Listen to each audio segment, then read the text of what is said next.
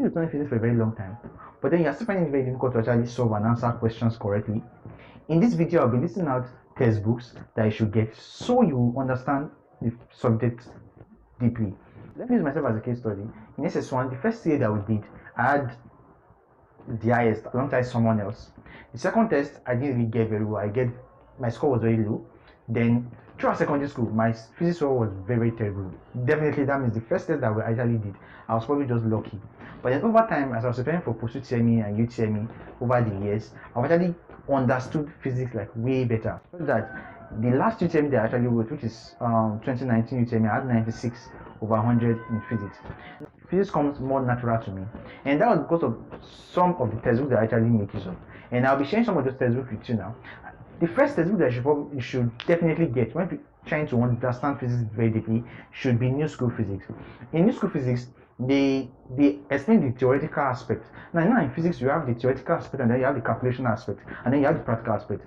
But then for your exam, which is your UTME and your post-UTME, they most likely be focusing on the theoretical and the calculation aspect. In New School Physics, they explain the theoretical aspect very deeply. It was very, very thorough.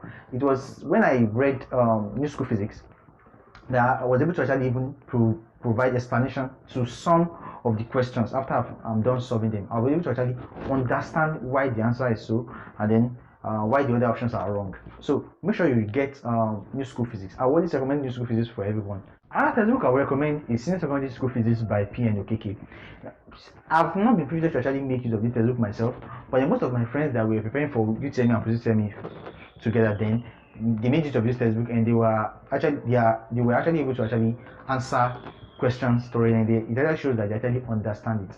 So, and I believe that the textbook by P.N. Okeke is a little bit similar to that of New School Physics, so that they gave for explanation, and I think I was actually privileged to actually open the textbook once, and they gave questions to actually back up some of their explanation as well too. So if you won't be using New School Physics, you can probably just consider using Senior Secondary School Physics by P.N. Okeke. And the third textbook that you should actually make use of is Science Physics. Now, Science Physics is more like they make use of more like give questions, and they give you a brief summary of the topic, and then they'll give you some advanced stuff alongside it, and then towards the end you see questions, and then from those questions they'll provide answers to them, and then they'll also give you explanation, which is one thing I always recommend to students preparing for UTME and post-UTME, is that don't just solve questions and just, okay, the answer is A, the answer is B, the so is B. Now you should know the reason behind the answer, which is what Science Physics actually, which is what they did. They solve they'll give you the question, they will provide the answer to the question, and they give you explanation. Now, don't make use of Science Physics when you are still trying to understand physics properly. Start with New School Physics first, or you can try to use Senior Secondary School Physics. Then after using that, then you can now go further to Science Physics, because Science Physics is more like a combination of both O level and A level. It's not too much. And another reason why I'm recommending Science Physics is because I observed that in UTME and post-UTME now, they are asking a little bit of A level stuff. Not like, you have O level, you have A level. Now there's a line between O level and A level. That is where Science Physics comes in.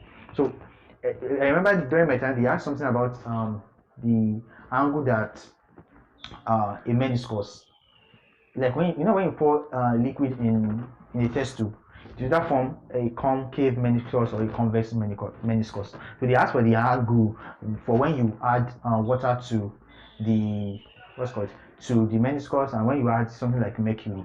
So those kind of questions you might be asked in your exam. So Science Physics actually do justice to most of those questions, so you'll be able to understand those aspects. Those are the three textbooks that you should definitely make use of when you're preparing for post-UTME or UTME, or you're trying to understand physics better. Now, I'll be making some special recommendation. I'll be making mention of some textbooks that you should also consider using.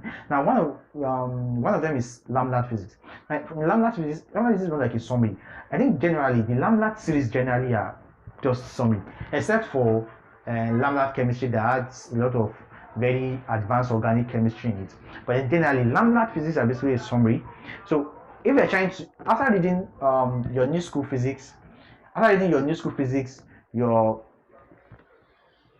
senior secondary school physics by PN Okeke, and then making use of science physics, then you can go to your lambda physics. Like even not even taught science physics here before you actually make use of lambda physics. Basically, in lambda physics, they'll just give you a summary, and after the summary, they'll give you questions. But then their own summary is not that in depth compared to that of science physics and some of the explanations that are provided by your new school physics. And another textbook you can probably just consider using is College Physics by Schwanz. Now I know it's a little bit advanced, but then there are still some areas in that in the textbook that you can probably just study too. I think the part about the circular motion aspects, all these things about motion, but then don't try and study thermal physics in Schwanz College Physics because it's very broad. College Physics is basically A levels, but then there are still some part that you can actually still study, and this is after you are done reading your new school physics, your senior secondary school physics by PN Okeke, and then the remaining textbook I mentioned earlier. So you can just use college physics to just push your limit, to just like increase your threshold, basically. So those are the textbooks that you should probably consider using when you are preparing for any exam and you are trying to understand physics better. So that's all, guys. I didn't introduce myself. My name is Pelumi, a second year medical student of the University of Ibadan. I post educational content, self-learning content, and content I believe will be helpful to you as a student. So if you're up for that, kindly hit the subscribe button. And if you like this content, kindly hit the like button and share with your friends that definitely need this kind of stuff. So see you guys in my next video.